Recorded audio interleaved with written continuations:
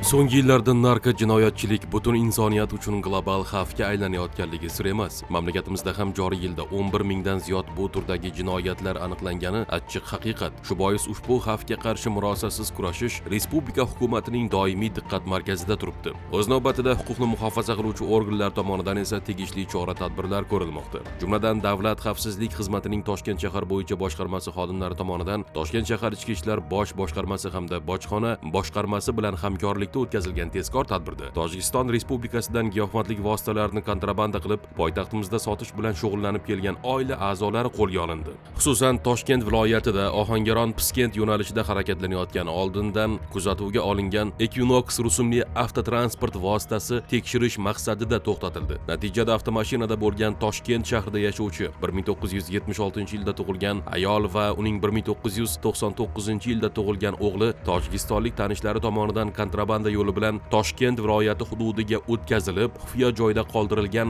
giyohvandlik vositasini olib ketish uchun ketayotganliklari ma'lum bo'ldi. Biz hozir turgan joyimiz Ohangaron-Bo'ka yo'nalishidagi trassada turibmiz. Xuddi shu joyga keldik. Otam ko'rsatmalariga asosan buni kim tashib bergan? Tashib bergan ashyo nima o'zi bu, opa? So'ngra ularning uyali aloqa vositalari tekshirilganida tojikistonlik shaxs tomonidan Telegram messenjeri orqali narkotik moddaning geolokatsiyasi va foto suratlar yuborilganligi aniqlanib, tezkor tadbir davom ettirildi hamda Piskent tumani hududidagi yo'l chetiga yashirib ketilgan 4 kilogramm 985 gramm gashish moddasi ashyoviy dalil sifatida olindi.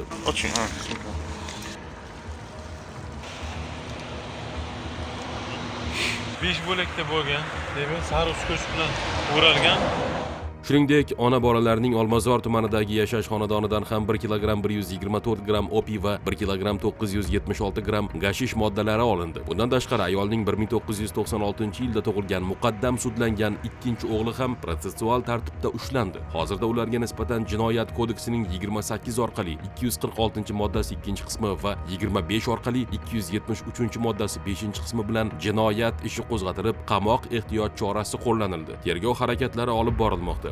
Afsuski, bir oilani 3 nafar a'zosining kechirib bo'lmas jinoyat sodir etishi giyohvand moddalar savdosiga qarshi nafaqat huquq-tartibot idoralari kurashishi kerakligini, balki mahalla-ko'y faollar, butun jamiyat birgalikda harakat qilsagina ko'zlangan maqsadga erishish mumkinligini ko'rsatadi. Hurmatli vatandoshlar, ogoh bo'laylik.